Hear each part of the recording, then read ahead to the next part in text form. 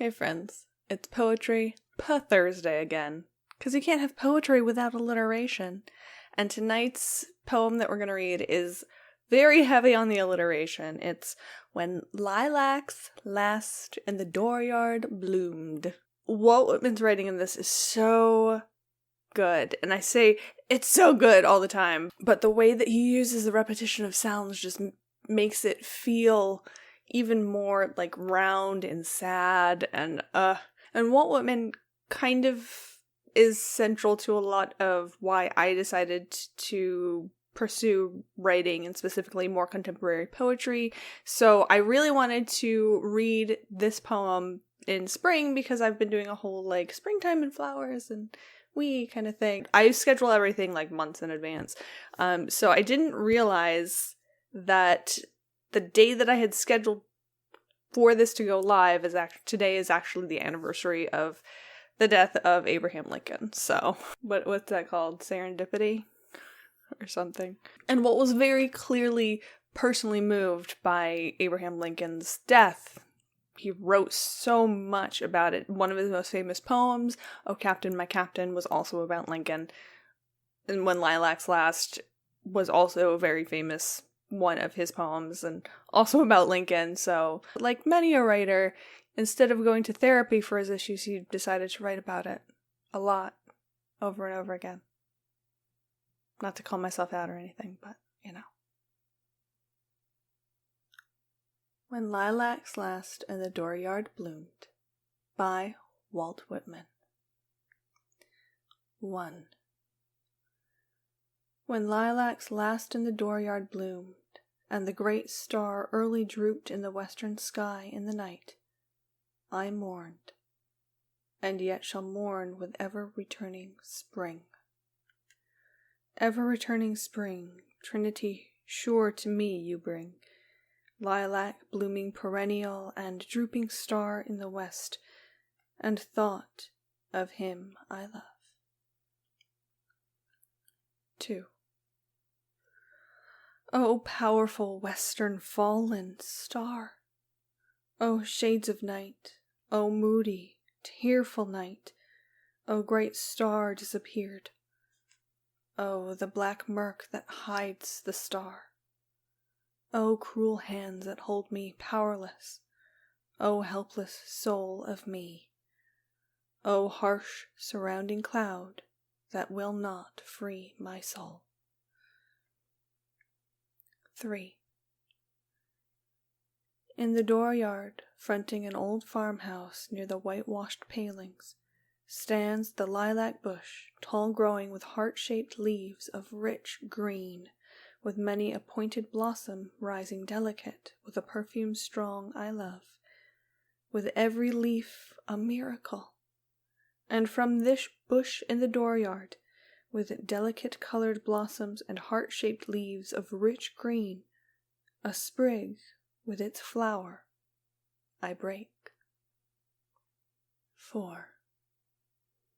In the swamp, in secluded recesses, a shy and hidden bird is warbling a song. Solitary the thrush, the hermit withdrawn to himself, avoiding the settlements, sings by himself a song. Song of the bleeding throat, death's outlet song of life. For well, dear brother, I know, if thou wast not granted to sing, thou wouldst surely die. 5. Over the breast of the spring, the land amidst cities, amid lanes and through old woods, where lately the violets peeped from the ground, spotting the grey debris. Amid the grass in the fields, each side of the lanes, passing the endless grass, passing the yellow-speared wheat, every grain from its shroud in the dark brown fields uprisen, passing the apple tree blows of white and pink in the orchards, carrying a corpse to where it shall rest in the grave. Night and day journeys a coffin. 6. Coffin that passes through lanes and streets, through day and night with a great cloud darkening the land. The pomp of the in-looped flags with the cities draped in black, with the show of the states themselves as of crape-veiled women standing, with processions long and winding and the flambeaux of the night, with the countless torches lit, with the silent sea of faces and the unbared heads, with the waiting depot, the arriving coffin and the somber faces, with dirges through the night, with the 1,000 voices rising strong and solemn, with all the mournful voices of the dirges poured around the coffin, the dim-lit churches and the shuddering organs where amid these you journey, with the tolling bells' perpetual clang. Here, coffin that slowly passes, I give you my sprig of lilac. 7. Nor for you, for one alone, blossoms and branches green to coffins, all I bring. For fresh is the morning, thus would I chant a song for you, O sane and sacred death. All over bouquets of roses, O death, I cover you over with roses and early lilies, but mostly and now the lilac that blooms the first. Copious I break the sprigs from the bushes. With loaded arms I come, pouring for you and the coffins, all of you, O death. 8. O western orb sailing the heaven, now I know what you must have meant as a month since I walked in silence the transparent shadowy night, as I saw you had something to tell as you bent to me night after night, as you dropped from the sky low down as if to my side while the other stars all looked on. As we wandered together the solemn night, for something I know not what kept me from sleep. As the night advanced, and I saw on the rim of the west how full you were of woe, as I stood on the rising ground in the breeze in the cool, transparent night, as I watched where you passed and was lost in the netherward black of the night, as my soul in its troubled, dissatisfied sank, as where you sad orb concluded dropped in the night, and was gone. 9. Sing on there in the swamp. O singer bashful and tender, I hear your notes, I hear your call. I come presently, I understand you. But a moment I linger, for the lustrous star has detained me. The star, my departing comrade, holds and detains me. 10. Oh, how shall I warble myself for the dead one there I loved? And how shall I deck my song for the large, sweet soul that has gone? And what shall my perfume be for the grave of him I love? Sea winds blown from east and west, blown from the eastern sea and blown from the western sea, till there on the prairies meeting, these and with these and the breath of my chant I'll perfume the grave of him I love. 11. Oh, what shall I hang on the chamber walls? And what shall the pictures be that I hang on the walls to adorn the burial house of him I love? Pictures of growing spring and farms and homes, with the 4th month eve at sundown, and the grey smoke lucid and bright, with floods of the yellow gold of the gorgeous, indolent, sinking sun burning, expanding the air, with the fresh, sweet herbage underfoot, and the pale green leaves of the trees prolific. In the distance the flowing glades, the breast of the river with a wind dapple here and there, with ranging hills on the banks, with many a line against the sky and shadows, and the city at hand with dwellings so dense and stacks of chimneys, and all the scenes of life and the workshops and the workmen homeward returning. 12.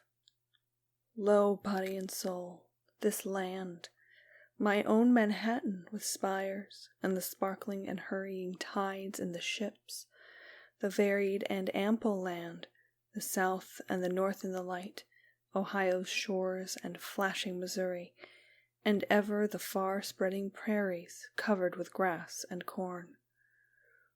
Lo, the most excellent sun so calm and haughty, the violet and purple morn with just felt breezes, the gentle soft-born measureless light, the miracle spreading bathing all, the fulfilled noon, the coming eve delicious, the welcome night and stars, over my cities shining all, enveloping man and land. 13. Sing on, you gray-brown bird.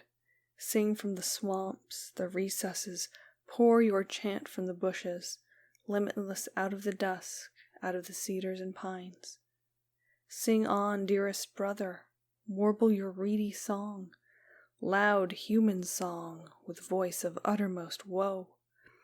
O liquid and free and tender, O wild and loose to my soul, O wondrous singer, you only I hear, yet the star holds me, but will soon depart, yet the lilac with mastering odor holds me.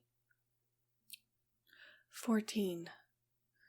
Now while I sat in the day and looked forth, in the close of the day, with its light, and the fields of spring, and the farmers preparing their crops, and the large, unconscious scenery of my land with its lakes and forests, and the heavenly, aerial beauty after perturbed winds and the storms, under the arching heavens of the afternoon's swift passing, and the voices of children and women, the many moving sea tides, and I saw the ships how they sailed, and the summer approaching with richness, and the fields all busy with labor, and the infinite, separate houses, how they all went on, each with its meals and minutiae of daily usages, and the streets, how their throbbings throbbed, and the cities pent, lo, then and there, falling upon them all, and among them all, enveloping me with the rest, appeared the cloud, appeared the long black trail, and I knew death, its thought, and the sacred knowledge of death. Then with the knowledge of death as walking one side of me, and the thought of death close walking the other side of me, and I in the middle, as with companions, and as holding the hands of companions, I fled forth to the hiding, receiving night that talks not, down to the shores of the water, the path by the swamp in the dimness, to the solemn, shadowy cedars and ghostly pines, so still. And the singer so shy to the rest received me. The gray-brown bird, I know, received us comrades three, and he sang the carol of death, and a verse for him I love. From deep secluded recesses, from the fragrant cedars and the ghostly pines, so still came the carol of the bird, and the charm of the carol wrapped me, as I held as if by their hands my comrades in the night, and the voice of my spirit tallied the song of the bird. Come lovely and soothing death, undulate round the world, serenely arriving in the day, in the night, to all, to each, sooner or later, delicate death. Praised be the fathomless universe, for life and joy, and for objects in knowledge curious, and for love, sweet love, but praise, praise, praise, for the sure and winding arms of cool enfolding death. Dark mother, always gliding near with soft feet, have none chanted for thee a chant of fullest welcome? Then I chant it for thee. I glorify thee above all. I bring thee a song, that when thou must indeed come unfalteringly. Approach, strong deliveress. When it is so, when thou hast taken them, I joyously sing of the dead. Lost in the loving, floating ocean of thee, laved in the flood of thy bliss, O death. From me to thee, glad serenades, dances for thee I propose saluting thee, adornments and feastings for thee, and the sights of the open landscape and the high spread sky are fitting, and life and the fields, and the huge and thoughtful night. The night in silence under many a star, the ocean shore and the husky whispering wave whose voice I know, and the soul turning to thee, O vast and well-veiled death, and the body gratefully nestling close to thee. Over the treetops I float thee a song, over the rising and sinking waves, over the myriad fields and the prairies wide, over the dense-packed cities all and the teeming wharves and ways, I float this carol with joy to thee, O death. 15. To the tally of my soul, loud and strong kept up the gray-brown bird, with pure, deliberate notes spreading, filling the night. Loud in the pines and cedars dim, clear in the freshness moist and the swamp perfume, and I with my comrades there in the night. While my sight that was bound in my eyes unclosed, as to long panoramas of visions, and I saw askant the armies. I saw, as in noiseless dreams, hundreds of battle flags borne through the smoke of the battles and pierced with missiles. I saw them, and carried hither and yon through the smoke, and torn and bloody, and at last but a few shreds left on the staffs, and all in silence, and the staves all splintered and broken.